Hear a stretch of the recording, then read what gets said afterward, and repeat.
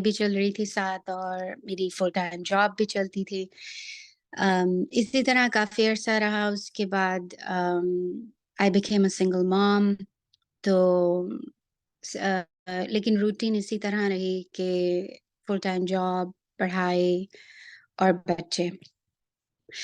अम, obviously मेरे लिए education बहुत ज़रूरी थी, अपने लिए भी और मेरी बेटियों के लिए भी। तो मैंने हर तरह से पूरी कोशिश की कि उनको पढ़ाई और इवन के दूसरी एक्टिविटीज़ जैसे सॉकर और स्विमिंग वगैरह उसमें काफ़ी मैंने उनको इन्वॉल्व रखा। अम, 4 साल टेक्नोलॉजी रिक्रूटिंग में रहने के बाद मैंने प्रोजेक्ट मैनेजमेंट में डिसाइड किया एक्सप्लोर करने का। और अल्लाह के फ़ज़ल से मुझे प्रोजेक्ट मैनेजमेंट की पोज़ीशन मिली। पहली मेरी प्रोजेक्ट मैनेजमेंट की पोज़ीशन थी स्मॉल आईटी कंपनी के साथ, यहाँ राले नॉर्थ कैरोलिना में, यूएस में। और वहाँ से मुझे थोड़ी-सी प्रोजेक्ट मैनेजमेंट की का एक्सपीरियंस मिला कुछ साल का। उसके बाद जब फिडेलिटी में मैं आई, फिडेलिटी इन्वेस्टमेंट्स जो है वो अमेरिका की सबसे बड़ी इन्वेस्टमेंट प्राइवेटली हेल्ड फर्म है। तो उसमें मुझे प्रोजेक्ट आईटी की प्रोजेक्ट मैनेजमेंट की पोज़ीशन मिली और सिस्टम्स एनालिसिस की। तो वो मेरे लिए काफ़ी टफ़ रहा, काफ़ी चैलेंजिंग था। लेकिन सीखा मैंने उसको, हार नहीं मानी, हिम्मत हिम्मत मेरी जो है। और जो चीज़ समझ में नहीं आई वो फ्रेंड्स और कॉलीग्स से पूछी, कुछ खुद सीखा, कुछ लोगों से सीखा, कुछ मैनेजर्स ने सिखाया।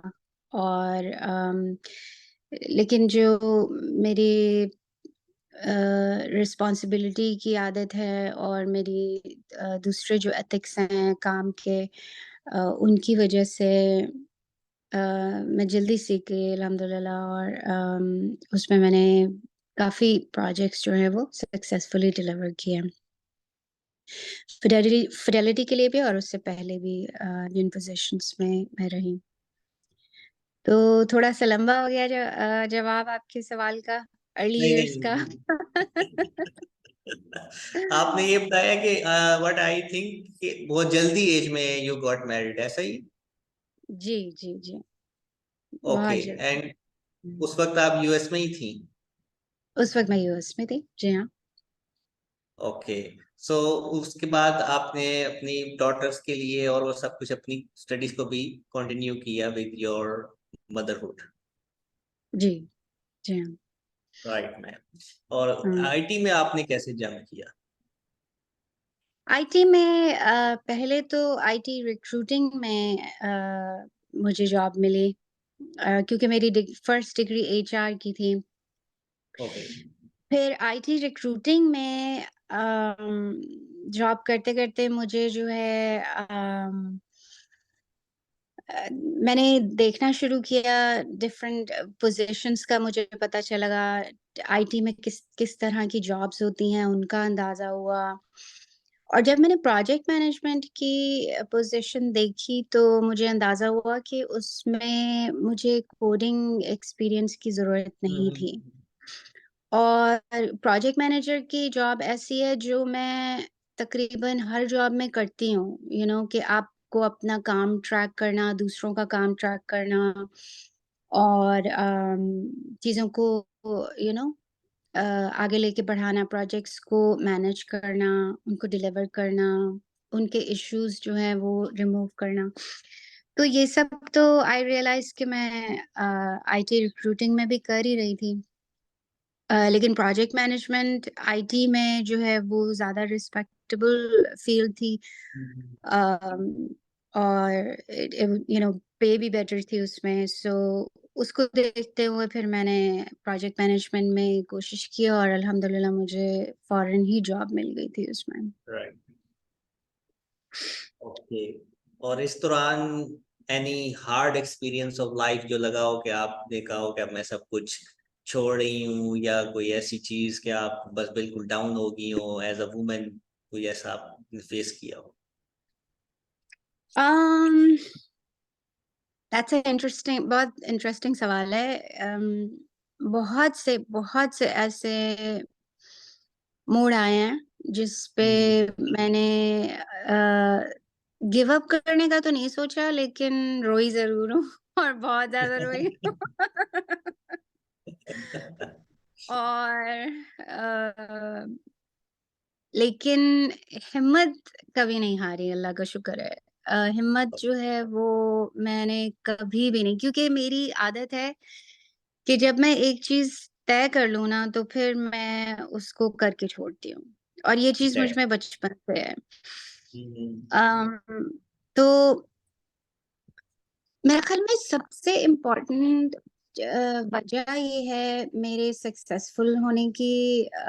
अभी भी ख़ैर बहुत लंबा सफ़र है, I have a lot to learn, लेकिन एक चीज़ मैंने नोट की है अपने बारे में कि मुझे मेहनत से घबराहट नहीं होती कभी, और ना ही मुझे जो है सीखने से घबराहट होती है। मुझे सीखना अच्छा लगता है, मुझे पढ़ना अच्छा लगता है, मुझे नई चीज़ें लर्न करना बहुत अच्छा लगता है, और जैसे-जैसे मैं उनको लर्न करती हूँ, वैसे-वैसे मैं उनको परफ़ॉर्म भी करती हूँ साथ-साथ। क्योंकि प्रोजेक्ट मैनेजमेंट सीखी और साथ में की भी। तो करते-करते फिर इतना एक्सपीरियंस हो जाता है कि वो चीज़ आपके लिए बहुत ईज़ी हो जाती है। हम्म। अ, मेरे ख़्याल में एक टफ़ चीज़ जो रही वो बच्चों के साथ और पढ़ाई और जॉब फुल टाइम, उसमें बंदा जो है ना वो एग्ज़ॉस्ट हो जाता है कभी-कभी। तो या या। उसके लिए मैंने हमेशा कोशिश की है कि मेरा टाइम मेरे बच्चों के साथ और मेरी फैमिली के साथ, और मेरे जो पर्सनल ग्रूमिंग है, जैसे मुझे अपना ख़्याल रखना या अपने फ्रेंड्स की सोशल लाइफ़ को बैलेंस रखना, उसमें थोड़ी-सी ज़्यादा मेहनत करनी पड़ती है, क्योंकि आप थके हुए जॉब से आते हैं, तो कभी आपका दिल नहीं करता कि आप किसी हम्म। से भी बात भी करें। यू नो जैसे अगर कोई टफ डे है, लेकिन ये चीज़ तो किसी भी आदमी के साथ भी हो सकती है, या। तो मेरे ज़हन में ये चीज़ कभी नहीं आई कि मैं औरत हूँ या मैं लड़की हूँ, तो मैं किसी से कम हूँ। ये चीज़ मैंने कभी आने ही नहीं दी अपने ज़हन में। ओके। अ, मैंने कभी किसी को के साथ अपने आप को कंपेयर नहीं किया। हालाँकि कॉर्पोरेट सेटिंग में भी आप ज़ाहिर है आपकी परफ़ॉर्मेंस और आपका बोनस और आपकी हर चीज़ जो है वो आपके कॉलीग से कंपेयर करके होती है। लेकिन मेरा इस तरह का मेरी ऐसी अप्रोच नहीं है। मुझे अम जो मुझे अपनी लाइफ में खुद करना है था, और अभी भी जब करना होता है, तो मैं हमेशा ये देखती हूँ कि अच्छा, अब ये मैंने तय कर लिया है, अब मुझे ये करना है, और अब मुझे ये चीज़ ठीक लगेगी या वो चीज़ ठीक लगेगी, लाइक मैं उस तक पहुँचने की तो बहुत ज़्यादा चीज़ें सोचती हूँ कि किस तरह से होगा। लेकिन मैं ये नहीं सोचती कि ओह! ये तो आदमियों का काम है, या ये तो बहुत टफ़ है, और आदमी तो इतनी आसानी से कर लेता है, मैं इतनी आसानी से क्यों नहीं कर सकती? और मेरे करियर में इसीलिए मैंने हमेशा 25 इयर्स में यहाँ पे आदमी और औरतों हर किसी के साथ-साथ काम किया है। अम, अगर कोई दूसरा जो है वो मेरे टैलेंट से थ्रेट होता है या इनसिक्योर होता है, तो ये मेरा मसला नहीं है, ये उनका अपना मसला है। मुझे जो है फ़ोकस अपनी कामयाबी पे रखना है, मुझे अपने गोल्स पे रखना है, और लेकिन ऐसे नहीं रखना कि मुझे बस दूसरे को धक्का देके खुद आगे चले जाना है। यू नो सबको साथ लेके चलना, ये चीज़ प्रोजेक्ट मैनेजमेंट ने मुझे बहुत सिखाई है। और मेरे ख़्याल में मेरी फैमिली की अपब्रिंगिंग और वो चीज़ भी बहुत मेरे लिए हेल्पफुल थी उसमें कि जो भी करना है बस सबने साथ मिल के करना है। वही चीज़ आप अगर जॉब में लेकर चलें, तो जो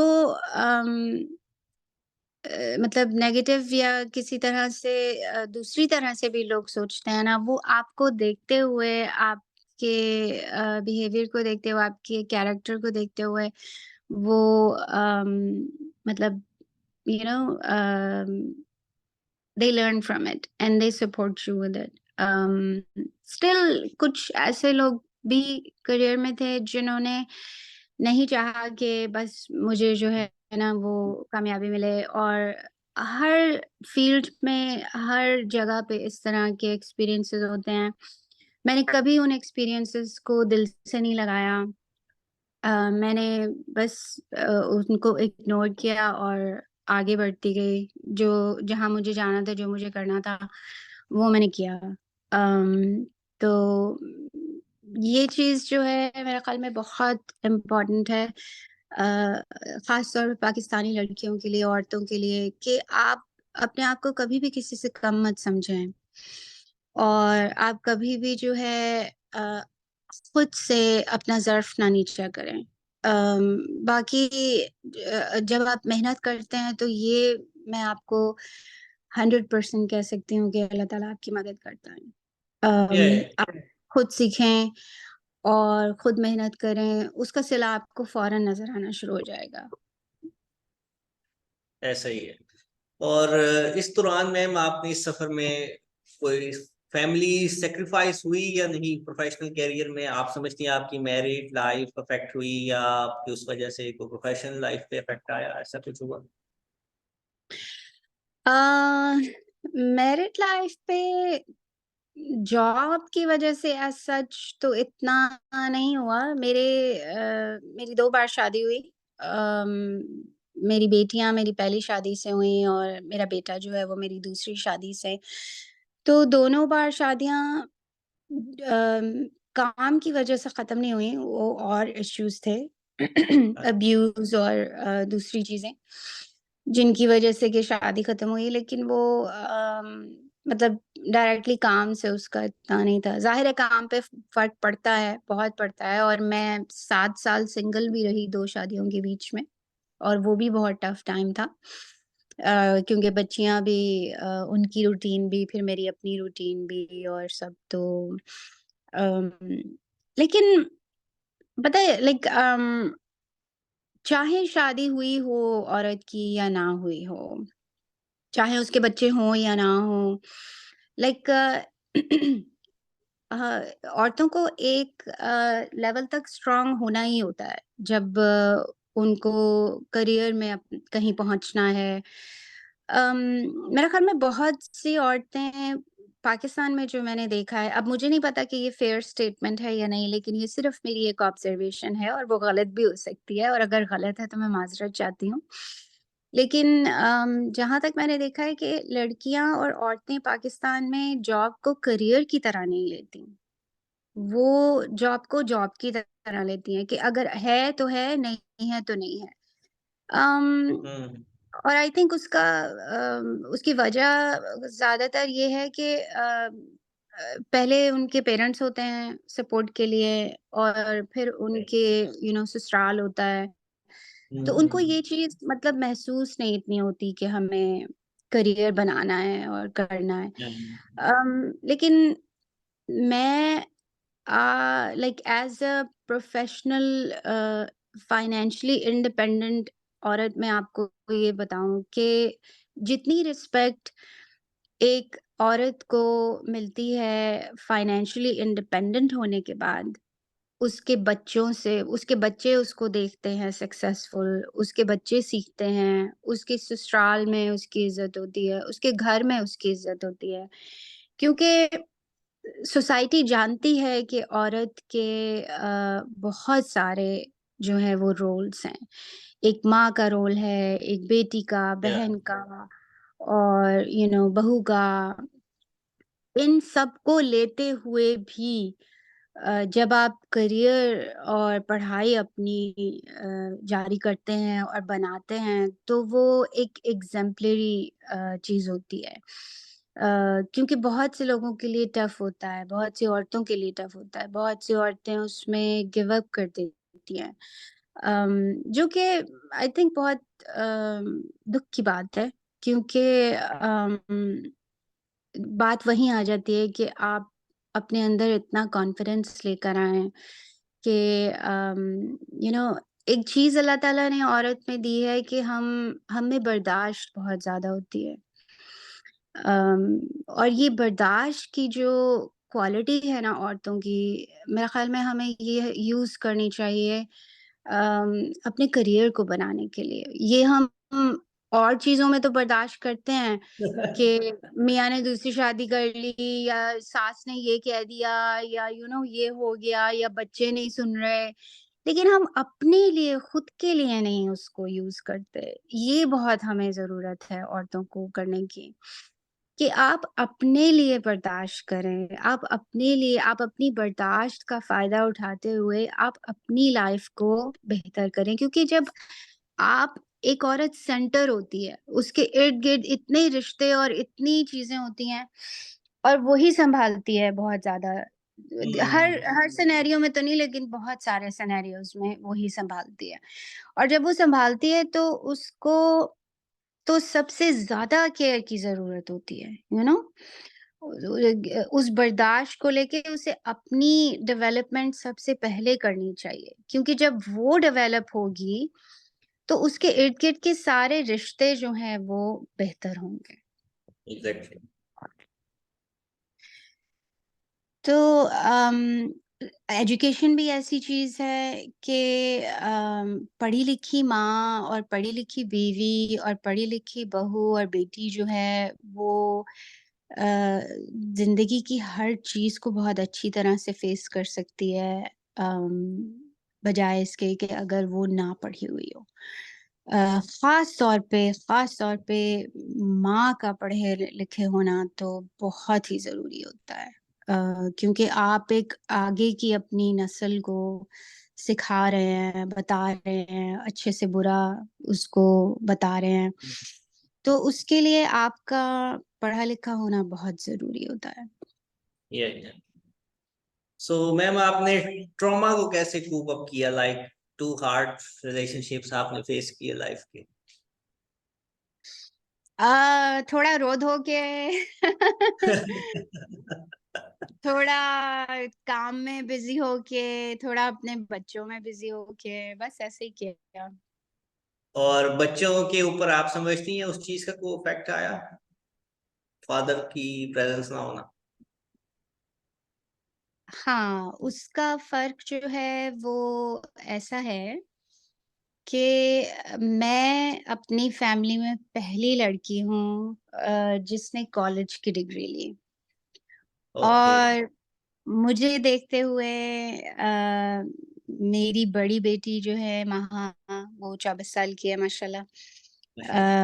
वो अब दूसरी लड़की बनी है फ़ैमिली में कॉलेज ग्रेजुएट। ओह!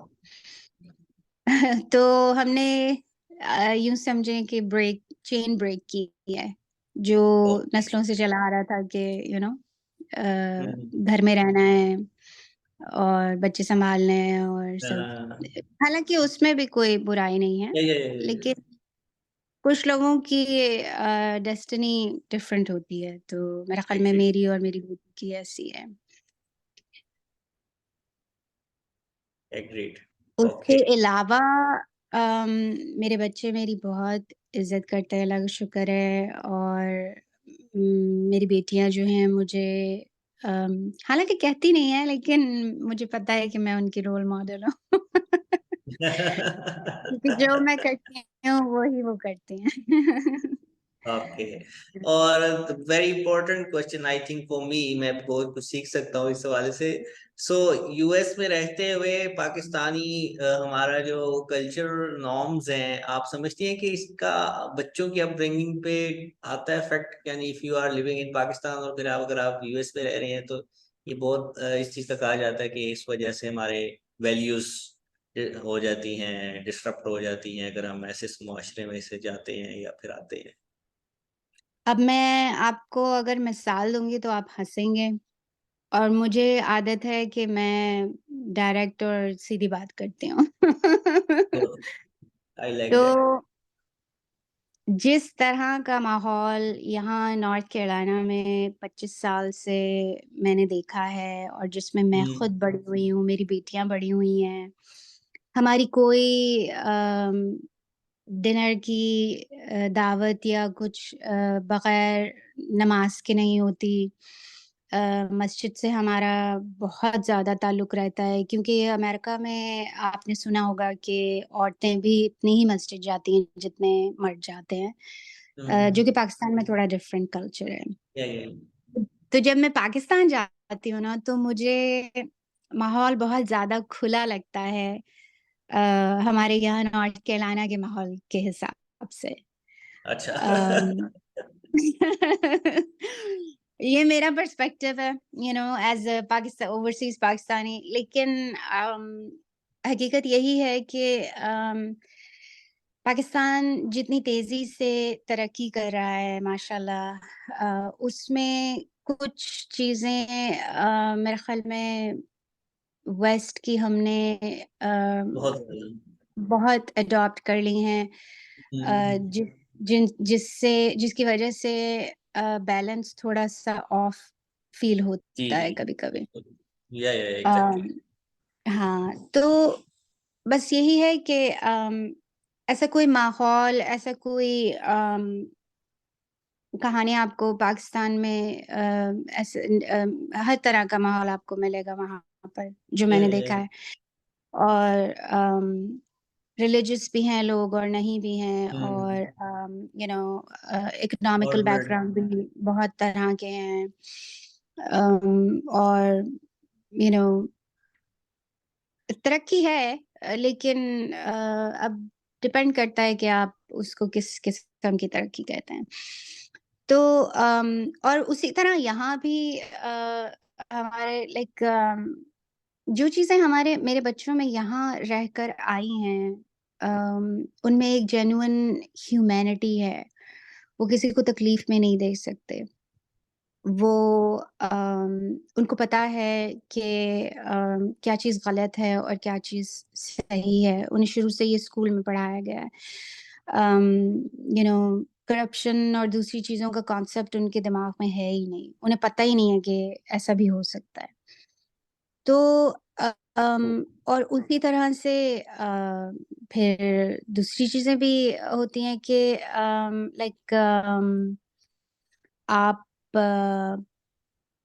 पाकिस्तानी हैं, आप मुसलमान हैं, तो आपको नमाज़ आए, आपको दूसरी चीज़ें आएँ। और यहाँ रहते हुए मैंने अपने बच्चों के बहुत सवाल आंसर किए हैं, उनके बड़े होते हुए कि हम ड्रिंक क्यों नहीं कर सकते, हम ये क्यों नहीं कर सकते, हम वो क्यों या नहीं कर सकते, हम ऐसे क्यों नहीं कर सकते। हमारे फ्रेंड्स तो ऐसे कर सकते हैं। तो उसमें फिर ऑब्वियसली वो गाइडेंस आती है, फिर उनके साथ वो कन्वर्सेशन होती है। फिर उन्हें एक्सप्लेन किया जाता है कि आपकी रूट्स क्या हैं, आपकी यू नो अम, आपकी आइडेंटिटी क्या है। या तो आई थिंक कहने का मकसद ये है कि हर जगह हर तरह का माहौल पाया जाता है। मेरे ख़्याल में सबसे इम्पोर्टेंट चीज़ होती है कि आपके घर का माहौल क्या है और बच्चे वहाँ से क्या सीख रहे हैं। या तो वो चाहे ग्रेट। पाकिस्तान में हो या बाहर हो वो सबसे इम्पोर्टेंट होता है मेरी नज़र में। Okay, thank you so much ma'am, it was very nice talk. मैं और भी बहुत कुछ आपसे सीखता और सुनना चाहूंगा। So last question of today's session is के जिस तरह से आपने ये सारे हमारे पाकिस्तानी माशरे की भी बात की और अपना भी शेयर किया, सो पेशेंस और टॉलरेंस का जो हमारे माशरे में कमी आती जा रही है, और हमारे इस वजह से रिलेशनशिप्स भी, स्पेशली हमारे marriage and all these things affect हो रही हैं। सो न्यू गर्ल्स और न्यू खवातीन को, आप जो हमारी नई बच्चियां आ रही हैं, और स्पेशली मेल्स भी, जो मेल्स भी हमारे आ रहे हैं, वो भी अगर सुनेंगे ये टॉक, क्या मैसेज देंगी आप कि how to behave in this very destructive environment, जो हम समझते हैं कि हमें इस वजह से हमारा बिहेव ऐसा हुआ। देखिए, टॉलरेंस जो है वो हकीकतन कम होती जा रही है, हम्म। और उसकी मेरे ख़्याल में एक बाउंड्री होनी चाहिए। अगर लड़की टॉलरेट कर रही है, बर्दाश्त कर रही है या नहीं कर रही, तो उसकी बाउंड्री क्या है? अब अगर वो अब्यूसिव सिचुएशन में है, तब तो डिफरेंट सिचुएशन होती है, राइट? लेकिन अगर मियाँ उसको बाहर नहीं ले जा रहा, या ये अफ़ोर्ड नहीं कर सकता, या लाइक उसको मटीरियल चीज़ों की फाइनेंशियल और ज़्यादा लिमिटेशन। है। हाँ, तो शादी तो फिर आप का प्रॉमिस होता है एक-दूसरे के साथ कि आप हँसी-खुशी और गम हर चीज़ में साथ रहेंगे। एग्जैक्टली। तो मेरे ख़्याल में उसमें ये चीज़ ज़रूर देखनी चाहिए कि बाउंड्रीज़ क्या हैं आपकी, और आपकी बर्दाश्त या ना बर्दाश्त करने की क्या रीज़न्स हैं। अगर हम्म। आप की प्रायोरिटी ये है कि बहुत सी लड़कियाँ खुश नहीं होती शादी में कि उन्हें उनके हस्बैंड उनको खुश नहीं रखते, उन्हें बाहर नहीं लेकर जाते, या उनको आई डोंट नो, किसी के कोई भी रीज़न हो सकता है। हर किसी का हर अपना एक रीज़न, तो we can not generalise that. लेकिन मेरे ख़्याल में आदमियों को पेशेंस की ज़रूरत है कि औरतों को समझना, और कि वो किस चीज़ से खुश होती हैं, या किस चीज़ से जो है वो मुतमईन रहती हैं। उतना ही ज़रूरी है जितना औरत का समझना है कि और या। आपको अपनी बाउंड्रीज़, और सबसे ज़्यादा इम्पोर्टेंट होता है जब आपकी शादी भी हो जाए ना, तब भी आपकी एक अपनी लाइफ़ ज़रूर होनी चाहिए। कि आपकी एक अपनी आइडेंटिटी होनी चाहिए, यू नो जिसकी वजह से आपके हस्बैंड और वाइफ आपकी रिस्पेक्ट करें, कि यार ये मेरा फैमिली का टाइम है, ये मेरा अपना टाइम है, और ये मेरा जो है बच्चों का टाइम है, ये मेरा जो है वो माँ-बाप का टाइम है, या जो भी है। ये चीज़ हम बहुत जो है ना, बहुत दफ़ा नहीं समझ पाते, और हर चीज़ जो है वो बस मिक्स चल रही होती है, यू नो हम्म। तो अपनी चीज़ों को कंपार्टमेंटलाइज़ करना, अपने इमोशंस को, अपनी बाउंड्रीज़ को, आपको अपनी इज़्ज़त जो है देना और लेना दोनों बराबर होता है, चाहे वो हस्बैंड और वाइफ ही क्यों ना हो। मेरे ख़्याल में वो रिलेशनशिप सक्सेसफुल रहते हैं जिनमें बर्दाश्त और ट्रस्ट और ये चीज़ें होती हैं। क्योंकि शादी के बाद लाइफ जो है वो किताबों और मूवीज़ जैसी नहीं रहती, वो प्रैक्टिकल हो जाती है। और प्रैक्टिकल लाइफ में सबसे इम्पोर्टेंट चीज़ ये होती है कि आप एक-दूसरे का साथ कितना दे सकते हैं। आप एक-दूसरे का दर्द कितना महसूस कर सकते हैं, एग्जैक्टली। और आप एक-दूसरे की इज़्ज़त कितनी करते हैं, सिर्फ़ लोगों के सामने नहीं, आपस में भी। या। अम, और प्यार इन्हीं चीज़ों से बनता है, ट्रस्ट से, साथ चलने से। तो आई थिंक बर्दाश्त का रोल बहुत है। अम, हम्म। जिन सिनेरियोज़ में बर्दाश्त का रोल होना चाहिए, वो भी हैं, और जिन सिनेरियोज़ में बर्दाश्त का कोई तुक नहीं बनता, जैसे कि अब्यूज़ तो उसमें फिर ऑब्वियसली ज़रा डिफरेंट हो जाता है सब। Okay. Thank you hmm. So much ma'am.